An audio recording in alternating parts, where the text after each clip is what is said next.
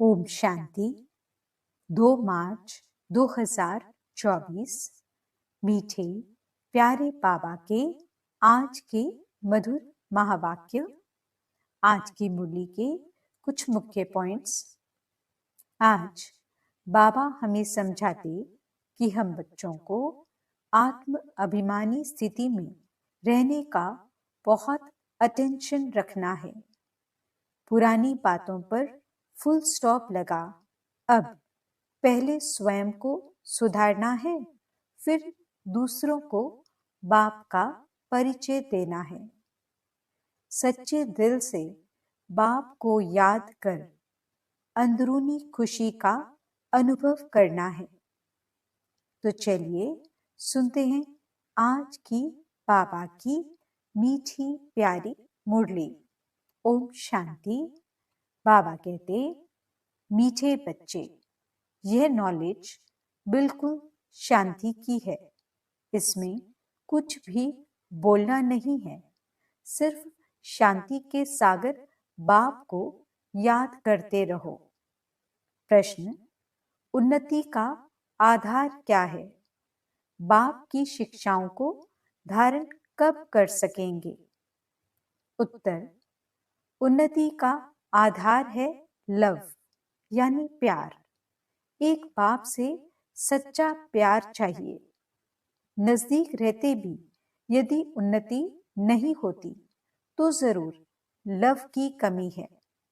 Love हो तो बाप को याद करें। याद करने से सब शिक्षाओं को धारण कर सकते हैं। उन्नति के लिए अपना सच्चा सच्चा चार्ट लिखो। बाबा से कोई भी बात छिपाओ नहीं। आत्म अभिमानी बनते खुद को सुधारते रहो। ओम शांति। बच्चे, अपने को आत्मा समझकर बैठो और बाप को याद करो। बाबा पूछते हैं, जब भी कहाँ सभा में भाषण करते हो तो घड़ी घड़ी ये पूछते हो कि तुम अपने को आत्मा समझते हो या देह? अपने को आत्मा समझकर यहाँ बैठो। आत्मा ही पुनर्जन्म में आती है। अपने को आत्मा समझ परम पिता परमात्मा को याद करो। बाप को याद करने से ही तुम्हारे विकर्म विनाश होंगे। इसको योग अग्नि कहा जाता है। निराकार बाप निराकारी बच्चों को कहते हैं, मुझे याद करने से तुम्हारे पाप कट जाएंगे और तुम पावन बन जाएंगे। फिर तुम मुक्ति, जीवन मुक्ति को पाएंगे। सभी को मुक्ति के बाद जीवन मुक्ति में आना है जरूर। तो घड़ी घड़ी ये कहना पड़े कि अपने को आत्मा निश्चय करके बैठो। भाइयों और बहनों, अपने को आत्मा समझ बैठो और बाप को याद करो। ये फरमान बाप ने ही दिया है।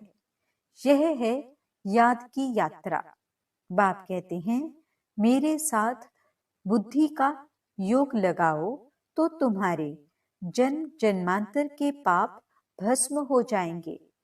ये घड़ी घड़ी तुम याद कराएंगे, समझाएंगे, तब समझेंगे कि आत्मा अविनाशी है, देह विनाशी है। अविनाशी आत्मा ही विनाशी देह धारण कर पाठ बजाए एक शरीर छोड़ फिर दूसरा लेती है। आत्मा का स्वधर्म तो शांति है। वे अपने स्वधर्म को भी नहीं जानते हैं। अब बाप कहते हैं, मुझे याद करो तो विकर्म विनाश होंगे। मूल बात यह है। पहले पहले तुम बच्चों को यही मेहनत करनी है। बेहद का बाप आत्माओं को कहते हैं, इसमें कोई शास्त्र उठाने की दरकार नहीं। तुम गीता का मिसाल देते हो तो भी कहते हैं, तुम सिर्फ गीता उठाते हो, वेदों का नाम क्यों नहीं लेते हो? बाबा ने कहा, उनसे पूछो वेद किस धर्म का शास्त्र है? कहते हैं आर्य धर्म का। आर्य किसको कहते हैं? हिंदू धर्म तो है नहीं, आदि सनातन तो है ही देवी देवता धर्म। फिर आर्य कौन सा धर्म है? आर्य तो आर्य समाजियों का धर्म होगा। आर्य धर्म तो नाम ही नहीं है। आर्य धर्म किसने स्थापन किया? तुमको वास्तव में गीता को भी नहीं उठाना है। पहली बात है, अपने को आत्मा समझ बाप को याद करो तो सतो प्रधान बन जाएंगे। इस समय सब हैं तमो प्रधान। पहले पहले तो बाप का ही परिचय देना है। महिमा भी बाप की करनी है। यह भी तुम तब कह सकेंगे जब तुम खुद बाप को याद करते होंगे। इस बात की बच्चों में कमजोरी है। बाबा हमेशा कहते हैं, याद की यात्रा का चार्ट रखो। दिल से हर एक पूछे, हम कहाँ तक याद करते हैं। तुम बच्चों की दिल में अथाह खुशी रहनी चाहिए। तुमको अंदरूनी खुशी होगी तो दूसरों को भी समझाने का असर होगा। पहली मूल बात यही कहना है कि भाइयों और बहनों, अपने को आत्मा समझो। ऐसे और कोई सत्संग में नहीं कहेंगे। वास्तव में सत्संग कोई है नहीं। सत का संग एक ही है, बाकी है कुसंग। यहाँ है बिल्कुल नई बात। वेदों से तो कोई धर्म स्थापन हुआ ही नहीं है, तो हम वेदों को क्यों उठाएं? कोई में भी ये नॉलेज है नहीं। खुद ही कहते हैं नेति नेति, अर्थात हम नहीं जानते हैं। तो नास्तिक हुए ना। अब बाप स्वयं कहते हैं, आस्तिक बनो, अपने को आत्मा समझो। ये बातें गीता में कुछ हैं, वेदों में है नहीं। वेद उपनिषद तो ढेर हैं। अब वह किस धर्म का शास्त्र है? मनुष्य तो अपनी बातें करते हैं। तुमको किसका भी सुनना नहीं है। बाप तो सहज समझाते हैं, अपने को आत्मा समझ बाप को याद करो तो पावन बन जाएंगे। इसलिए वर्ल्ड की हिस्ट्री ज्योग्राफी को जानना है। तुम्हारा ये त्रिमूर्ति गोला है मुख्य। इनमें सब धर्म आ जाते हैं। पहले पहले है देवी देवता धर्म। बाबा ने कहा है, त्रिमूर्ति गोला बड़ा बड़ा बनाकर दिल्ली के मुख्य स्थान पर, जहां आना जाना बहुत हो, वहां लगा दो। 3 शीट पर हो। सीढ़ी में तो और धर्मों का नहीं आता है। मुख्य ये 2 चित्र हैं। समझाना ही इस पर है। पहले है बाप का परिचय। बाप से ही वर्षा मिलता है। इस बात का निश्चय कराने बिगर तुम्हारा कुछ भी कोई समझ नहीं सकेगा। एक बाप को ही नहीं समझा है तो दूसरे चित्रों पर ले जाना ही फालतू है। अलफ को समझने बिगर कुछ भी समझेंगे नहीं। बाप के परिचय बिगर और कोई भी बात न करो। बाप से ही बेहद का वर्षा मिलता है। बाबा ख्याल करता है, ऐसी सहज बात क्यों नहीं समझते हैं? तुम्हारी आत्मा का बाप वह शिव है, उनसे ही वर्षा मिलता है। तुम सब आपस में ब्रदर्स हो। जब इस बात को भूलते हो तब तमो प्रधान बन जाते हो। अब बाप को याद करो तो सतो प्रधान बन जाएंगे। मूल बात है ही रचयिता और रचना को जानना। कुछ भी जानते नहीं। ऋषि मुनि भी जानते नहीं थे। तो पहले बाप का परिचय दे सबको आस्तिक बनाना है। बाप कहते हैं, मुझे जानने से तुम सब कुछ जान जाएंगे। मुझे नहीं जाना तो कुछ भी तुम समझेंगे नहीं। मुफ्त तुम अपना समय वेस्ट करते हो। चित्र आदि भी जो ड्रामा अनुसार बने हैं वही ठीक है, परंतु तुम इतनी मेहनत करते हो, फिर भी किसकी बुद्धि में बैठता नहीं है। बच्चे कहते हैं, बाबा क्या हमारे समझाने में कोई भूल है? बाबा फट से कह देते, हाँ भूल है। अलफ को ही नहीं समझा है तो फट से रवाना कर दो। बोलो, जब तक पाप को नहीं जाना तब तक तुम्हारी बुद्धि में कुछ भी बैठेगा नहीं। तुम भी जब देही अभिमानी अवस्था में नहीं रहते हो तो आंखें क्रिमिनल रहती हैं। सिविल तब बनेंगी जब अपने को आत्मा समझेंगे।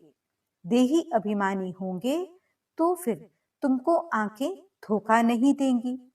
देही अभिमानी नहीं तो माया धोखा देती रहेगी। इसलिए पहले तो आत्म अभिमानी बनना है। बाबा कहते हैं, अपना चार्ट दिखाओ तो मालूम पड़े। अगर अभी तक झूठ, पाप, गुस्सा है तो अपना ही सत्यानाश करते हो। बाबा चार्ट देखकर समझ जाते हैं कि यह सत्य लिखा है या अर्थ भी नहीं समझा है। सब बच्चों को बाबा कहते हैं, चार्ट लिखो। जो बच्चे योग में नहीं रहते वे इतनी सर्विस भी नहीं कर सकते। जौहर नहीं भरता है। पर बाबा कहते हैं, कोटों में कोई निकलेगा, परंतु जब तुम खुद ही योग में नहीं रहते तो दूसरों को फिर कैसे कहेंगे? सन्यासी कहते हैं, सुख काग विष्टा समान है। वह सुख का नाम ही नहीं लेते हैं।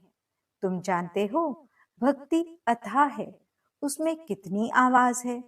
तुम्हारी नॉलेज तो बहुत शांति की है। बोलो, शांति का सागर तो बाप ही है। अपने को आत्मा समझ बाप को याद करना है। बाप कहते हैं, मन मना भव। ये अक्षर भी नहीं कहो। हिंदुस्तान की है हिंदी भाषा, फिर संस्कृत दूसरी भाषा क्यों? अब इन सब भाषाओं को छोड़ो। पहले तुम भाषण करो कि अपने को आत्मा समझो। बहुत हैं जो अपने को आत्मा भी नहीं समझ सकते, याद नहीं कर सकते। अपने घाटे को कोई समझ न सके। कल्याण तो है ही बाप की याद में। और कोई सत्संग में ऐसे नहीं कहते हैं कि अपने को आत्मा समझ बाप को याद करो। बच्चे कभी बाप को एक जगह बैठ याद करते हैं क्या? उठते बैठते बाप की याद है ही। आत्म अभिमानी बनने की प्रैक्टिस करनी है। तुम बहुत बोलते हो, इतना बोलना नहीं चाहिए। मूल बात है याद के यात्रा की। योग अग्नि से ही तुम पावन बनेंगे। इस समय सब दुखी हैं, सुख मिलता ही है पावन बनने से। तुम आत्म अभिमानी हो, किसको समझाएंगे तो उनको तीर लगेगा। कोई खुद विकारी है और किसको कहीं निर्विकारी बनो तो उनको तीर नहीं लगेगा। बाप कहते हैं, बच्चे तुम खुद याद की यात्रा पर नहीं रहते, इसलिए तीर भी नहीं लगता। अब बाप कहते हैं, बीती सो बीती, पहले अपने को सुधारो। दिल से पूछो, हम अपने को आत्मा समझ बाप को कितना याद करते हैं? जो बाप हमको विश्व का मालिक बनाते हैं, हम शिव बाबा के बच्चे हैं, तो जरूर हमको विश्व का मालिक बनना है। वही एक माशूक आकर तुम्हारे सामने खड़ा हुआ है, तो उनके साथ बहुत लव होना चाहिए। लव माना याद। शादी होती है तो स्त्री का पति के साथ कितना लव होता है। तुम्हारी भी सगाई हुई है, शादी नहीं। वह तो जब विष्णुपुरी में जाएंगे, पहले शिव बाबा के पास जाएंगे, फिर ससुर घर जाएंगे। सगाई की खुशी कम होती है क्या? सगाई हुई और याद पक्की हुई। सतयुग में भी सगाई होती है, परंतु वहां सगाई कब टूटती नहीं है। अकाल मृत्यु नहीं होती, यह तो यहाँ होती है। तुम बच्चों को भी गृहस्थ व्यवहार में रहते पवित्र बनना है। भल बहुत नजदीक भी रहते हैं, फिर भी उन्नति नहीं होती है। जो उस लव से आते हैं उनकी बहुत उन्नति होती है। याद ही नहीं तो लव भी नहीं रहता, तो उनकी शिक्षाओं को भी धारण नहीं कर सकते। भगवानुवाच, तुम बच्चे सबको यही पैगाम दो कि काम महाशत्रु है जो आदि मध्य अंत दुख देता है। तुम तो पवित्र सत्युग के मालिक थे, अभी तुम गिरकर गंदे बन पड़े हो। अब ये अंतिम जन्म फिर से पवित्र बनो। कामचिता पर बैठने का हथियाला कैंसिल करो। तुम बच्चे जब योग में बोलेंगे तब किसकी बुद्धि में बैठेगा? ज्ञान तलवार में योग का जौहर चाहिए। पहली मुख्य है एक बात। बच्चे कहते हैं, बाबा हम बहुत मेहनत करते हैं तब मुश्किल कोई निकलता है। बाबा कहते हैं, योग में रहकर समझाओ। याद की यात्रा की मेहनत करो। रावण से हार कर विकारी बने हो, अब निर्विकारी बनो। बाप की याद से तुम्हारी सब मनोकामनाएं पूर्ण हो जाएंगी। बाबा स्वर्ग का मालिक बनाते हैं। बाबा डायरेक्शन तो बहुत देते हैं, परंतु बच्चे अच्छी तरह कैच नहीं करते हैं और बातों में चले जाते हैं।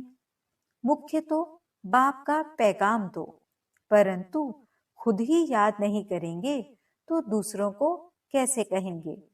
ठगी नहीं चलेगी। दूसरों को कहे विकार में नहीं जाओ, खुद जाए तो जरूर दिल खाएगी। ऐसे भी ठग हैं, इसलिए बाबा कहते हैं मूल बात है ही अल्फ। अल्फ को जानने से तुम सब कुछ जान जाएंगे। अल्फ को न जानने से तुम कुछ भी समझ नहीं सकेंगे। अच्छा, मीठे मीठे सिकिलते बच्चों प्रति माता पिता बाप दादा का याद प्यार और गुड मॉर्निंग। रूहानी बाप की रूहानी बच्चों को नमस्ते।